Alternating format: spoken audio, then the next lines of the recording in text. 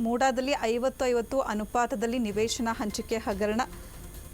ಕುತೂಹಲದ ಕೇಂದ್ರ ಬಿಂದುವಾದ ಮೈಸೂರು ಲೋಕಾಯುಕ್ತ ಕಚೇರಿ ಸಿಎಂ ಸಿದ್ದರಾಮಯ್ಯ ವಿರುದ್ಧ ಲೋಕಾಯುಕ್ತ ತನಿಖೆ ನಡೆಸುವಂತೆ ಕ್ರಿಮಿನಲ್ ಸೆಕ್ಷನ್ಗಳ ಅಡಿಯಲ್ಲಿ ಕೇಸ್ ದಾಖಲಿಸಲು ಸೂಚನೆ ನೀಡಲಾಗಿದೆ.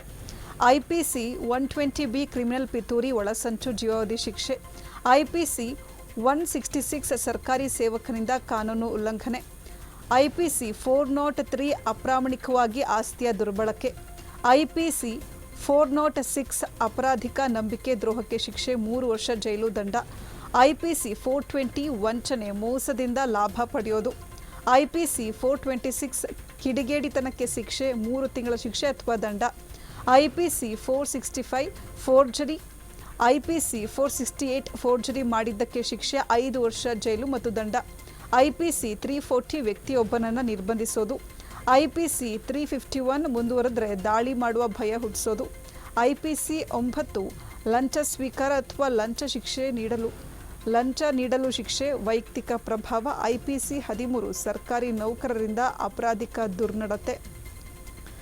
ಮೂಡಾದಲ್ಲಿ 50-50 ಅನುಪಾತದಲ್ಲಿ ನಿವೇಶನ ಹಂಚಿಕೆ ಹಗರಣ ನಡೆದಿದೆ ಅಂತ ಹೇಳಲಾಗ್ತಾ ಇದೆ. ಮುಖ್ಯಮಂತ್ರಿ ಸಿದ್ದರಾಮಯ್ಯವರ ಕೊರಳಿಗೆ ಸುತ್ತಕೊಂಡಿರುವ ಮೂಡಾ ನಿವೇಶನ ಹಂಚಿಕೆ ಉರುಳು ಇದೀಗ ಮತ್ತಷ್ಟು ಬಿಗಿಯಾಗಿದ್ದು, ಎಫ್ಐಆರ್ ದಾಖಲಿಸಿ ತನಿಖೆ ನಡೆಸುವಂತೆ ಲೋಕಾಯುಕ್ತ ಪೊಲೀಸರಿಗೆ ಜನಪ್ರತಿನಿಧಿಗಳ ವಿಶೇಷ ನ್ಯಾಯಾಲಯ ಮಹತ್ವದ ಆದೇಶ ನೀಡಿದೆ.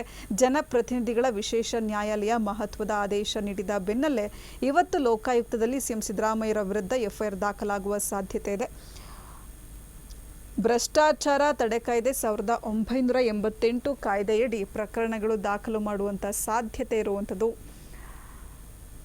ಐಪಿಸಿ 120B ಕ್ರಿಮಿನಲ್ ಪಿತೂರಿ ಒಳಸಂಚು ಜೀವಾವಧಿ ಶಿಕ್ಷೆ, ಐಪಿಸಿ 166 ಸರ್ಕಾರಿ ಸೇವಕನಿಂದ ಕಾನೂನು ಉಲ್ಲಂಘನೆ, ಐಪಿಸಿ 403 ಅಪ್ರಾಮಾಣಿಕವಾಗಿ ಆಸ್ತಿಯ ದುರ್ಬಳಕೆ, ಐಪಿಸಿ 406 ಅಪರಾಧಿಕ ನಂಬಿಕೆ ದ್ರೋಹಕ್ಕೆ ಶಿಕ್ಷೆ 3 ವರ್ಷ ಜೈಲು ದಂಡ, ಐಪಿಸಿ 420 ವಂಚನೆ ಮೋಸದಿಂದ ಲಾಭ ಪಡೆಯೋದು, ಐಪಿಸಿ 426 ಕಿಡಿಗೇಡಿತನಕ್ಕೆ ಶಿಕ್ಷೆ 3 ತಿಂಗಳ ಶಿಕ್ಷೆ ಅಥವಾ ದಂಡ, ಐಪಿಸಿ 465 ಫೋರ್ಜರಿ, ಐಪಿಸಿ 468 ಫೋರ್ಜರಿ ಮಾಡಿದ್ದಕ್ಕೆ ಶಿಕ್ಷೆ 5 ವರ್ಷ ಜೈಲು ಮತ್ತು ದಂಡ, ಐಪಿಸಿ 340 ವ್ಯಕ್ತಿಯೊಬ್ಬನನ್ನು ನಿರ್ಬಂಧಿಸೋದು, ಐಪಿಸಿ 351 ಮುಂದುವರೆದರೆ ದಾಳಿ ಮಾಡುವ ಭಯ ಹುಟ್ಟಿಸೋದು, ಐಪಿಸಿ 9 ಲಂಚ ಸ್ವೀಕಾರ ಅಥವಾ ಲಂಚ ನೀಡಲು ಶಿಕ್ಷೆ ವೈಯಕ್ತಿಕ ಪ್ರಭಾವ, ಐಪಿಸಿ 13 ಸರ್ಕಾರಿ ನೌಕರನಿಂದ ಅಪರಾಧಿಕ ದುರ್ನಡತೆ.